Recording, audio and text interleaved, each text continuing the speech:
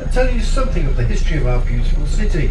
Your ticket is valid for 24 hours from the time of purchase. Please ask your driver for the last tour times of the day. Your ticket allows you to get on and off at any of our designated bus stops along the route. Please ring the bell in good time if you wish to alight at any of our stops. For safety, please remain seated when the bus is moving. Relax and enjoy the tour.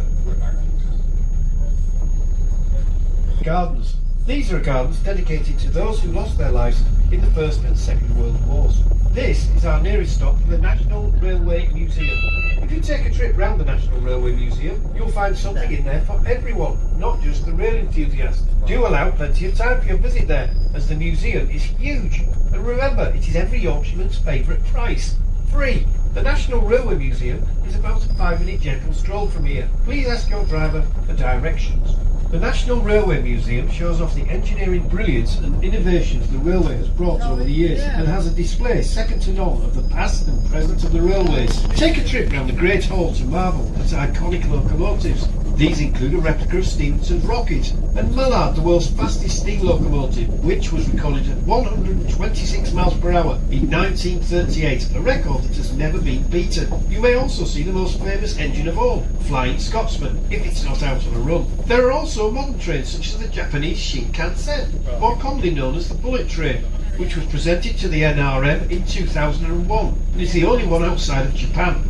There is the Palaces on Wheels exhibition, which tells the story of royal transportation through the years, and it's always a particular favourite with the ladies. She arrived here in 1839, with the first permanent station being built within the city walls soon after. Before the railways, a journey from York to London by horse-drawn stagecoach would take at least 20 hours, but by 1871 this journey time was cut to 5 hours by using the train. This was still slow by modern standards. York to London can now be done in less than 2 hours. The stagecoaches were carrying around 23,000 passengers a year between York and London, but were soon put out of business by the much faster railway. And by the 1850s, the trains were carrying 341,000 passengers each year. All around this area you'll see lots of geese grazing. York has two types of geese: greylags, which are the most common native goose in Britain, the ancestors of most domestic geese, and Canadian geese, which are the ones with the longer necks. One of the more unusual sights around York is geese copying human behaviour, using pedestrian crossings to get across the roads. You will see lines of geese patiently waiting to cross the roads. However, not all have got any road sense. Do be careful when approaching them if they are out with their young, as they can get quite aggressive.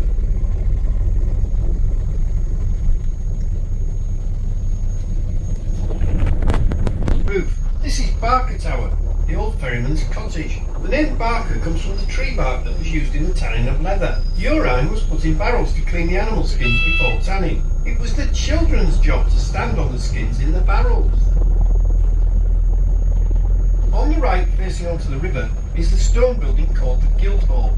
First built nearly 500 years ago, this building is almost a total modern reconstruction. This is because the first Guildhall was bombed and nearly destroyed during the Baedeker air raids in the Second World War. Over the bridge on the right is the former Victorian Gentlemen's Club, where gentlemen of the day could go and have a glass of port, an exquisite meal, smoke a cigar and get away from the ladies to talk politics. Today, however, it is the Pizza Express, where you go for margarita pizza, a glass of coke. You can't smoke inside anymore, but you can still talk politics. Oh, and ladies you are now allowed in. Our next stop is for the Museum Gardens, the Yorkshire Museum, Betty's Tea Rooms and York City Cruises. In the gardens to our left you will find the ruins of St Mary's Abbey. Once the largest and richest Benedictine abbey in the north of England, it was pulled down by Henry VIII's men in the dissolution of the monasteries in the 1500s. Also you will see some of the Roman fortress wall and Multangular Tower. The garden also houses the Yorkshire Museum. Ahead of us is York Minster, the jewel in our crown, the largest Gothic cathedral in Northern Europe. This present building took 252 years to complete. It was started in 1220 and not finished off until 1472. It is amazing to think this present building was finished 20 years before America was discovered. The Minster has 128 stained glass windows containing over 3 billion pieces of glass. On the right at the junction is the Visit York Information Centre. Times of evening sun and other services in the Minster Minster can be found there, as well as information on other places to visit around the city.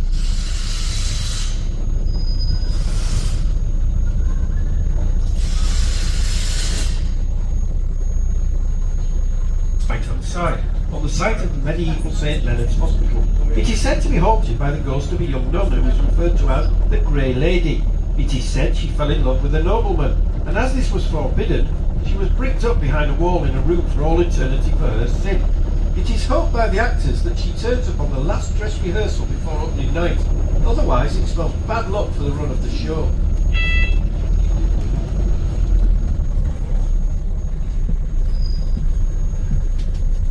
This brings us into Exhibition Square. This is the nearest stop for York Minster, the Art Gallery, King's Manor, Booth and Bar, and the nicest section of the City Wall, as well as the Visit York Information Centre. Thank you to anyone leaving us at this point on this Golden Toes York tour. We hope that you've enjoyed your trip and look forward to having you join us again. If time and traffic permits, we may pause here for a few minutes, so our next tour will be leaving shortly. In the art gallery to our left, but not as you would see them today. He was a fine painter, but Etty was a painter of nudes that were deemed risque, so his pictures were covered up. William Etty was the man responsible for saving the city walls. In 1825 the walls were going to be pulled down. The council made the case the walls were getting in the way of traffic. Luckily for us, Etty got a petition together which led to the wall being saved. This group became known as the York Footpaths Association, which still exists today. The city walls were for the defence of the city and take about 2 hours to walk round. If you fancy a shorter walk, the bit we recommend is just across the road on our right. It stretches from Booth and Bar to Monk Bar. It takes about 10 minutes to walk. From there you will get fantastic views of York Minster, and it is one of the sections with railings round so you can't fall off. In York we have a saying to help you out as we go round. In York, streets are known as gates, gates are known as bars, and bars are known as pubs. Streets are known as gates in York because it comes from the Viking influence on the city. The Viking word for street was gata, which corrupts into gate. Gates are known as bars, which comes from the Norman influence. Think of the French words barricade and barrier. It simply bars the way to the city. And of course, bars are pubs. On our right is Booth and Bar, which is one of the 4 main gateways into the city. It is the most northern of the gateways and is around 800 years old. It actually stands on the site of the Porta Principalis Dextra, which was the northwestern gate into the Roman fortress, so the original gate could have stood here nearly 2,000 years ago. On top of the bar stand 3 stone figures. In the centre is Nicholas de Langton, who was Lord Mayor of York in the 1300s, and he represents the citizens who paid for the walls. Also there is a stonemason holding a model of the bar and a soldier ready to defend it. Gate, originally named St Giles's Gate, after the church of St Giles which stood at the far end. Look above the shop windows on the right, and sitting behind the old gas lamp you will see the statue of a white cat. Originally, the cats were probably put there in Victorian times as good luck charms and to scare rats away. In later years, statues of cats started to appear on buildings all over the city. They were trademark of a local York architect called Tom Adams. These cats have become quite a feature around the city.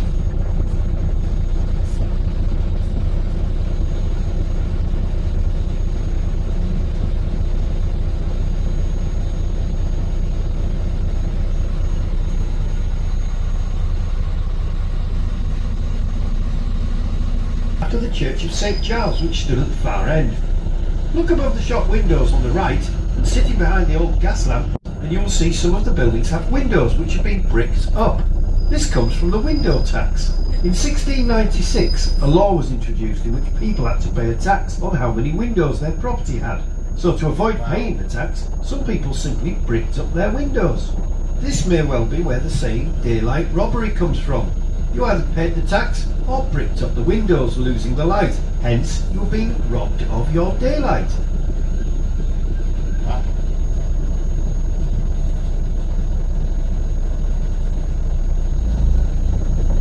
On the left, where the Salvation Army building now stands, would have stood St Giles's Church, which is where the street Gillygate takes its name.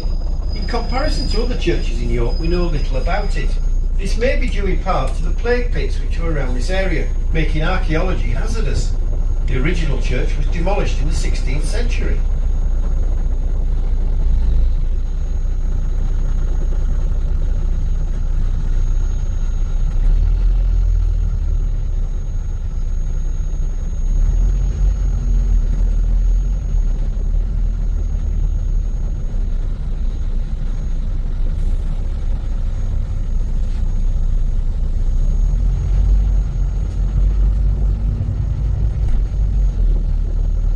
are now in Lord Mayor's Walk, and we see the city walls on our right. The corner tower is known as Robin Hood's Tower, although Robin Hood had nothing to do with York, so the name is a bit of a mystery. In front of the wall, you can see what remains of the Great Ditch, or moat. This ditch would have been full of rotting waste and dead animals, not very pleasant, and is thought to be one of the best preserved medieval ditches in the country. Behind the wall to the right, we get a view of York Minster. Its full title is the Cathedral and Metropolitical Church of St. Peter in York. It is both a cathedral and a minster. A cathedral is where a bishop has his seat, which is called a cathedra. A minster comes from Minster, the Anglo-Saxon name for a missionary church. This is the fifth church to stand here. The first was thought to be a small wooden chapel built in 627 AD, somewhere on the land where the present minster stands today. Above the buildings on the right, you will get a brief glimpse of Micklegate Bar, the tallest of the gateways. It stands 63 feet, which is 19.2 metres in height, and you will get a better view as we turn. On the top stand life-size stone figures known as the Wild Men of York. Legend says they will come alive and throw their boulders down onto anybody daring enough to attack the city. Micklegate Bar houses the only working portcullis on any of the city's gateways. A portcullis is a big iron gate that can be dropped down when the city is under attack. The gate was last dropped down in 1953 for the Queen's coronation celebrations, but has remained up ever since. We are now in Micklegate. The street takes its name from its Viking beginnings. The word gate comes from the Viking gatra, meaning street, and from the monks who walked to and from York Minster down this street. Nothing really remains outside the city walls of older York, as most of the buildings outside the walls were destroyed in the Siege of York in the Civil War in 1644.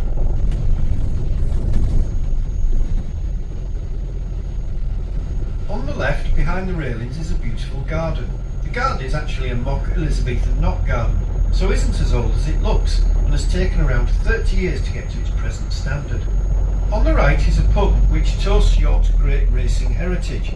It is named after a racehorse called the Brigadier Gerard, which won 17 out of its 18 starts, finally being beaten by a horse called Roberto in 1972.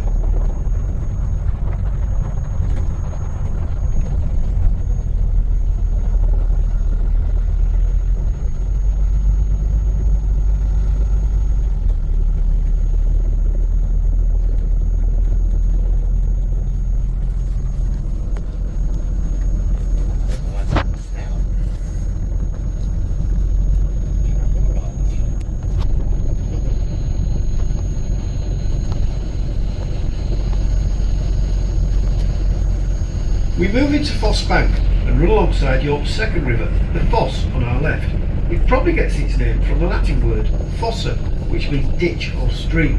The Foss stretches for 28 miles in length, and despite once being very polluted in this area, the river is now teeming with wildlife, and even otters, which only live in clean water, have been spotted. Looking to the right is Sainsbury's supermarket. In the 1980s, when this was being built, workmen unearthed hundreds of skeletons here. Work was stopped and an investigation found this site to be the largest Jewish burial site outside of London, dating back to 1177. The chief rabbi was called in, the land was consecrated and declared sacred, and the bodies were left in peace. This area is known as Dewberry, which means Jewish borough or town.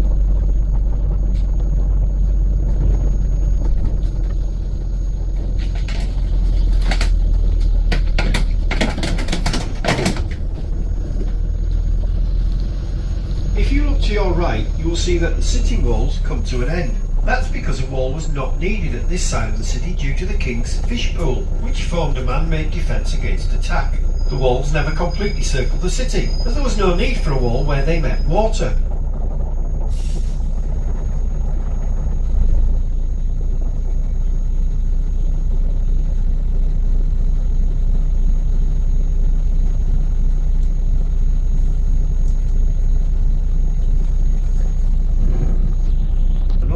Is St Cuthbert's Church. St Cuthbert's is one of York's buildings mentioned in the Domesday Book of 1086, the book in which William the Conqueror listed all of the property and land he took over when he invaded, so he could tax the locals. Notice the church has two doors, a large door with a porch to the left-hand end and a smaller door to the right-hand end. The small door is known as the Devil's Door, and and legend has it that the door should be left open during baptisms to allow the devil to escape from the child and the church. There is also a legend that a tunnel leads from the church to the building ahead of us in the trees on the left, which just happens to be a pub. Maybe it was for those in the pub to go and confess their sins, or was it for the priest to go for a sly beer? If you look to the left, there is a 15th century timber framed house, now the Black Swan pub. Can you spot the cat climbing up the wall above the door? The Black Swan claims to be one of the most haunted pubs in York, but to be fair, most pubs in York claim to be either the most haunted or the oldest. It does have some rather intriguing ghosts in there though. One of the ghosts is said to be a grumpy old man who sits at the bar tapping his watch as if waiting for a meeting that is never going to happen, but nobody ever buys him a drink. This brings us into Stonebow. This is our nearest stop for York's most famous street, the Shambles, the medieval cobbled street of the butchers, the market, the city centre shops, the chocolate story and the merchant adventurers hall. Please alight here for any of these places. Looking ahead, we can see the small church hall of St Crux. Just in front of St Crux on the right is York's shortest street with the longest name, Whitmer Gate. We think it gets its name from Old Saxon, Whitner, Whatnar, meaning it's neither one thing nor the other. The street only has 3 properties, numbers 1, 1A and 1.5. It never gets to 2. Just past the church hall of St Crux on the right is the Shambles. The Shambles probably gets its name from an old Danish word, fleshamels, the street of the butchers. The flesh was the meat and the shamel was a large window ledge outside the shop where meat would be displayed. The animals were slaughtered in the backyard, the blood and guts ran down a channel in the centre of the street and the offal was left to rot. The plagues which hit York between the 14th and 17th century probably started in streets like the Shambles. Today it is much cleaner, but you can still see the meat hooks hanging above some of the original shamels. Of a spire. The lantern tower would have had a fire lit in days gone by to guide travellers back towards the city after dark. Today the tower can be seen lit up at night in memory of those who fought in the First and Second World Wars. By alighting here. Level access can be found by turning left just ahead into Foss Gate. You will then find the entrance about 1 minute's walk on the left. Built between 1357 and 1361, the Merchant Adventurers Hall is probably the finest medieval Guildhall in Europe and stands on the original medieval street level. The timbers used in its construction were taken from trees that grew back in Viking times. A real jewel, it is well worth a visit.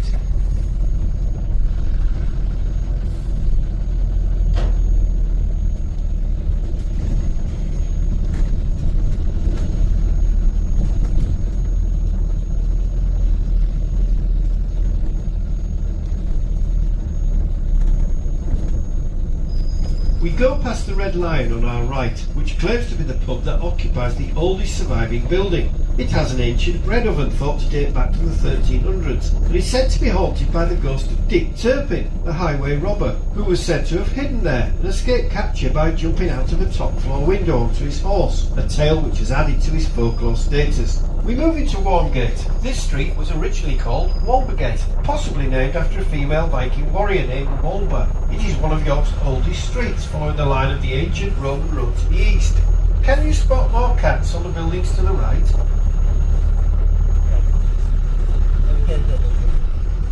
On the right, St Denis stands on the site of an earlier church. It has the oldest stained glass in York, and some parts of the church date back to Norman times. The church has had some bad luck over the years. Parts of it have been damaged or destroyed by cannon fire during the Civil War, by lightning strikes, gales and by subsidence when drainage ditches were dug nearby. All these events have left the church much altered. It's shorter than it used to be without a spire, and with its entrance now in the place where a window once was. St Denis is named after the patron saint of France, St Denis. One of the windows shows a picture of St Denis, who was persecuted by the Romans and had his head chopped off. Legend says he bent down, picked his head up, and carried on walking to his grave. St Denis is not only the patron saint of France, but he is also known as the patron saint of headaches.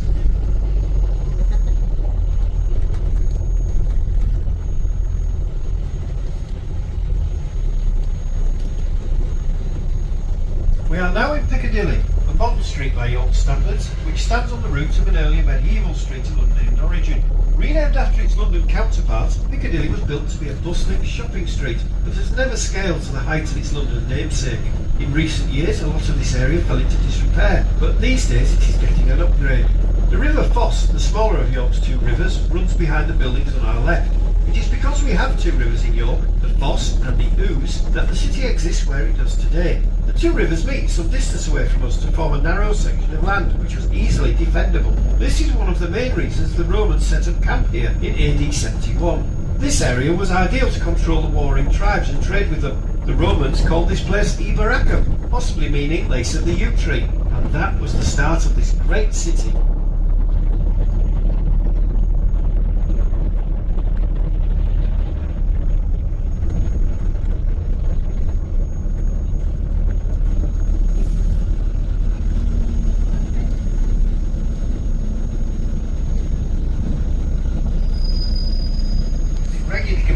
Flooded when the River Ouse breaks its banks. If you go inside the King's Arms, you can see the height of the floods marked on the wall.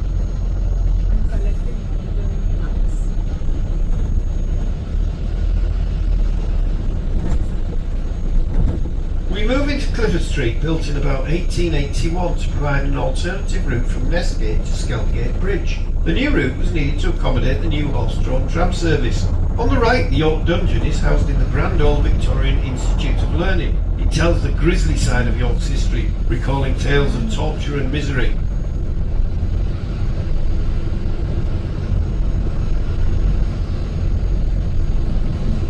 We move into Tower Street at the site of the castle. This is your stop for the Castle Museum, Clifford's Tower, York City Cruises, the Jorvik Viking Centre, York Dungeon, Fairfax House and St George's Field Coach and Car Park.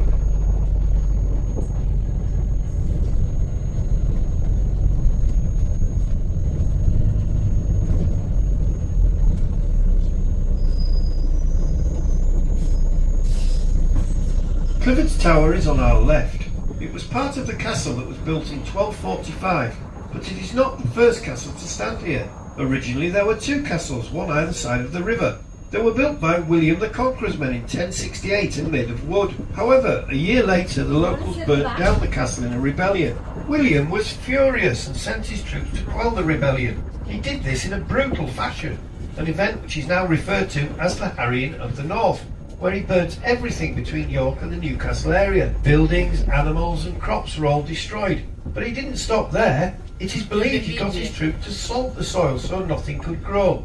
Many thousands died due to his actions. The rebellion was over. The second wooden castle was to be the place of one of the darkest episodes in York's history. It has become known as the Massacre of the Jews. In 1190, anti-Jewish feeling was running high in Western Europe due to the Crusades.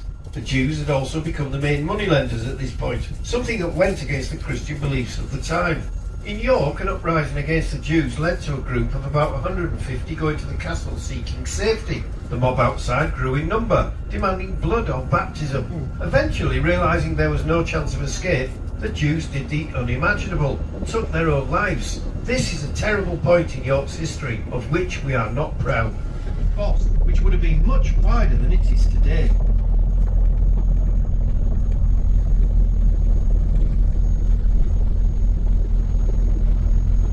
Ahead we can see a square tower, marking the end of this section of city wall. This is Fishergate Postern Tower, which stands where the wall met the River Foss. Postern means rear entrance, and this is where goods would have been unloaded by ships on the River Foss, which would have reached right up to the base of the tower. Looking ahead, we get another view of Fishergate Postern. The present structure replaced an earlier tower referred to as Tolkien Tower. As we turn into Lead Mills Lane, look to the right on the wall of the tower. Just above head height there is a stone projection sticking out. This projection is part of a garderobe, which is a medieval toilet chute. The waste would come out of the chute and drop into the King's Fishbowl down below.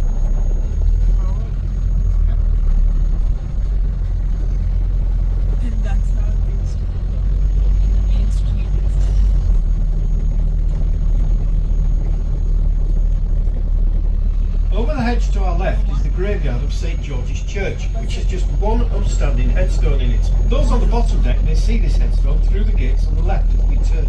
This is the grave of Dick Turpin, the notorious Georgian highwayman, an infamous criminal who robbed stagecoaches in the 18th century. Or so we think, because we can't be sure that's actually him down there. The legend of Dick Turpin tells of a chivalrous criminal on a horse named Black Bess, who would jump out from behind trees in front of stagecoaches shouting, "Stand and deliver your money or your life." It was at this point you would give him all your money and everybody would go home happy. In truth, he was believed to be a thief, a poacher and a murderer. He never had a horse named Black Bess either. That was made up about 100 years after his death. Turpin was actually from Essex and came to York to avoid capture, using the assumed name of John Palmer. He laid low in a place called Brough, just to the east of York, but was found out and later arrested. He was brought to York for trial, where he was found guilty of the most serious crime of being a horse thief. He was taken out to the Tyburn on the Knavesmire, where he was hanged in 1739.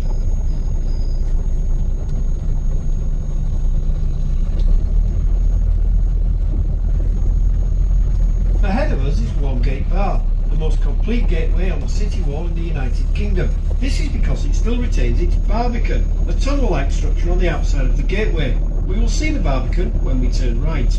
You won't see another original barbican attached to a city wall unless you go to Krakow in Poland. All the others are now gone. The barbican is an extra defensive structure on the outside of the gate. It is a double gateway formed by two walls, which stretch out into the road ahead for about 18 metres or 60 feet. The purpose of the barbican was to slow down or trap any attackers in the tunnel between the inner oak doors and the outer doors, which were made of iron. The defending soldiers on the walls above could then attack those trapped below, firing arrows, throwing down rocks and boiling liquids.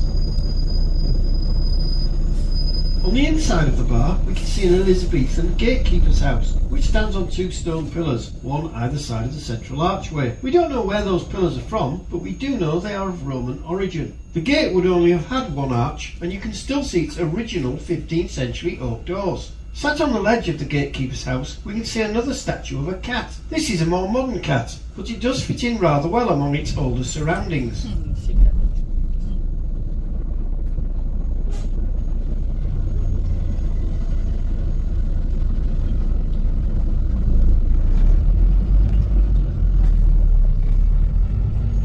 Turn right, look to the right, and you will have a brief view inside the barbican. Imagine being trapped in there, with the soldiers above firing arrows down, as well as pouring boiled up urine on those stuck within.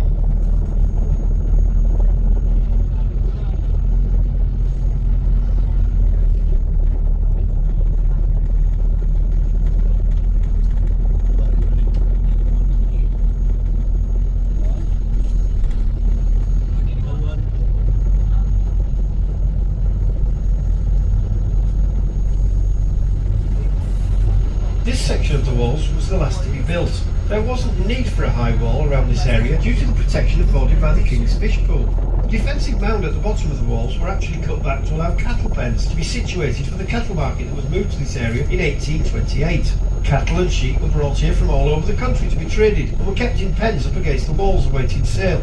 The cattle market buildings would have stood where the Barbican Leisure Centre stands today, which is named after the Barbican at nearby Micklegate Bar. It is York's main music and entertainment venue and is where the UK Snooker Championship has been held many times. On our right is Fishergate Bar. This is the smallest of the 5 medieval gateways. In 1489 the gateway was attacked and damaged in the Yorkshire Peasants' Revolt against Henry VII. The rebels burnt the gates of the bar after murdering the Earl of Northumberland. The gateway was bricked up soon after and wasn't reopened until 1834 to give better access to the cattle market. Fishergate is the road to Fulford, a village just south of York.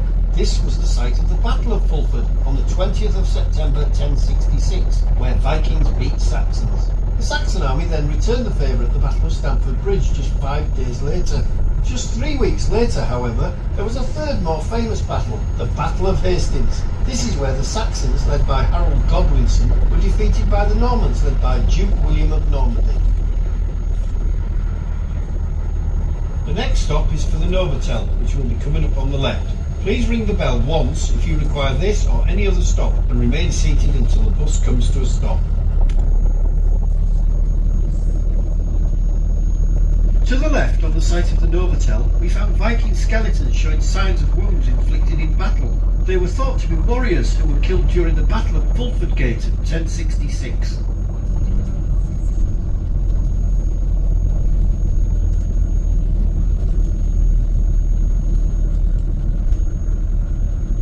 Ahead of us is the Travelodge. Notice it is made out of the same stone, magnesian limestone, as the city walls in the Minster. The idea is modern buildings around the city are built to fit in with old York.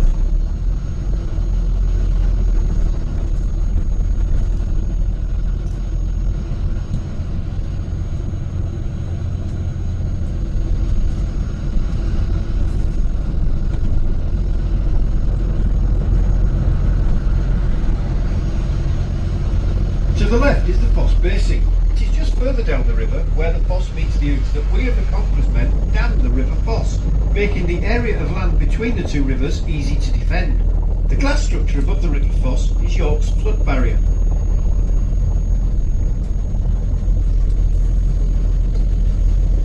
We move up to Gate Bridge and cross the River Ouse.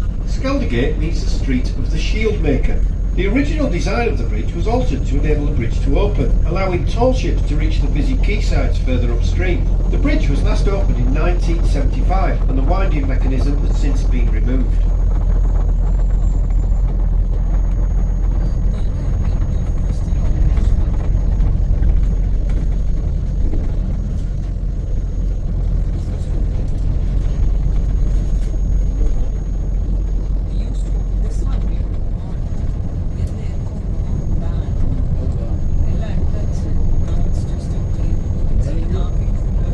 Looking to our right, we see the city walls at Bale Hill, the grass mound with trees growing on it. Bale Hill was the site of William the Conqueror's second castle, dated to around 1068.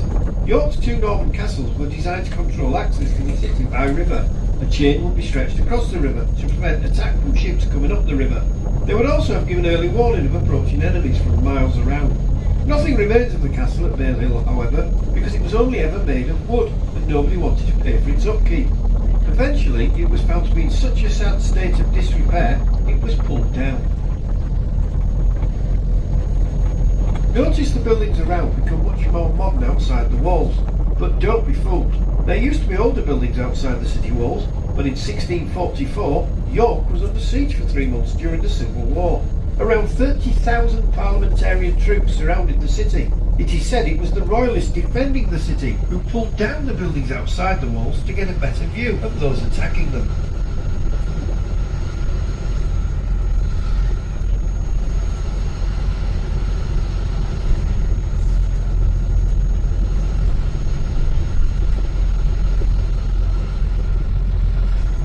We rejoin the city walls on the right. Just past the trees is another gateway called Victoria Bar. This is a modern gateway only opened in 1838. It has been said that Queen Victoria was asked to come and officially open the gateway, but she declined. You can probably see why. It never had towers or a barbican. It's just 3 holes in the wall. You get a nice view of the city walls here on the right. The walls of York are built in 3 sections, which total about 2 3/4 miles or 3.4 kilometres in length. They are the most complete set of city walls in England. Visitors to York tend to think that the walls are Roman, but in fact our present walls are medieval. Begun in the 1220s, they took about 100 years to complete. They stand upon earthwork embankments created by the Vikings. This makes them unique. Looking to the right at the walls, you can see a number of smaller interval towers. Originally there were 39 of these, of which 34 remain. They are spaced at shouting distance to allow guards to shout for reinforcements from tower to tower when under attack. Ahead above the buildings on the right, you can see the top of Micklegate Bar. Micklegate's name comes from Mickleth, meaning Great Street, and it is said to be the front door to York.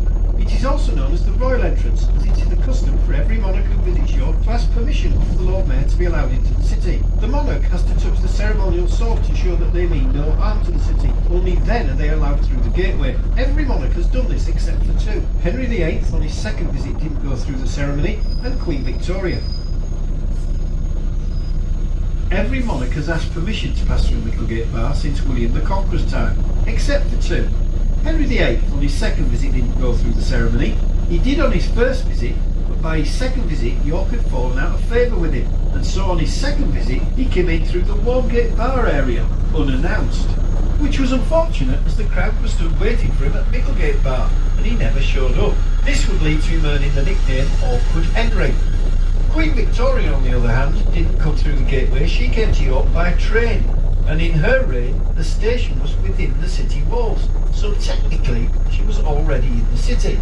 It is also known as Traitors' Gate, where for centuries the heads of traitors would be chopped off, oiled, rolled in tar and stuck on a wooden spike on the top, a warning to would-be troublemakers.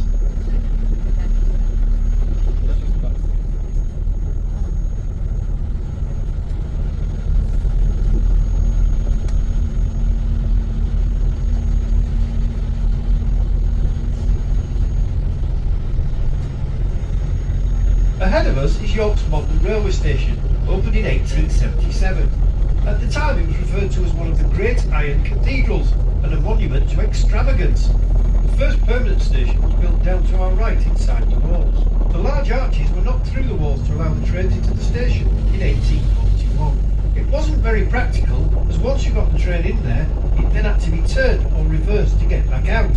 York was becoming a very busy station, which would soon see over 300 trains a day. So at 5:30 a.m, June the 25th, 1877, the first train left what was then the largest railway station in Britain.